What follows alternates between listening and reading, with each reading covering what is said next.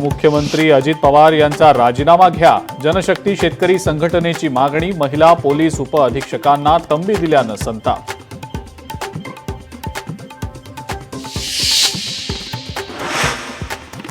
मराठा आरक्षणाविरोधात अकोला जिल्हाधिकारी कार्यालयावर ओबीसी समाजाचा धडक मोर्चा. ओबीसी बांधवांनी महाराष्ट्र सरकारचा निषेध करत जीआरच्या प्रतीची केली होळी. मराठा समाजानंतर आता भटका विमुक्त समाज आक्रमक. मराठा समाजाला जसा न्याय दिला तसा आम्हाला सुद्धा द्या, नाहीतर 10 सप्टेंबरपासून उपोषण करणार. भटका विमुक्त जमाती संघटनांचे लक्ष्मण माने यांचा सरकारला इशारा.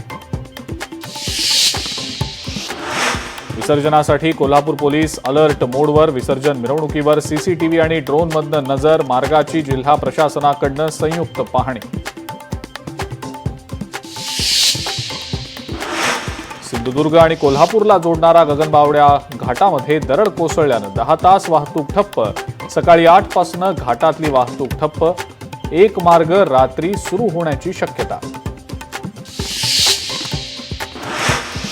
टोल गेल्यानं तरुण थेट विटावा खाडीमध्ये पडला. मुलुंड ते कळवा दरम्यान प्रवास करत असताना तरुण खाडीत पडला.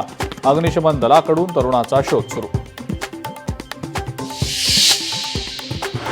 पनवेलमध्ये पोलिसांवर कुऱ्हाडीनं हल्ला. हत्या प्रकरणी जामिनावर सुटलेल्या आरोपीनं केला हल्ला.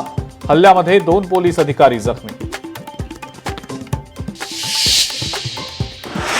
सोलापुरात अवैध मद्य तयार करणाऱ्या कारखान्यावर धाड. राज्य उत्पादन शुल्क विभागाची कारवाईत एकूण 12,70,000चा मद्यसाठा केला जप्त. दहिसरमधल्या मराठा कॉलनीतल्या न्यू ऑर्किड प्लाझाच्या 3ऱ्या मजल्यावर आग. आगीमध्ये एक महिला जखमी. आग लागण्यामागचं कारण अस्पष्ट.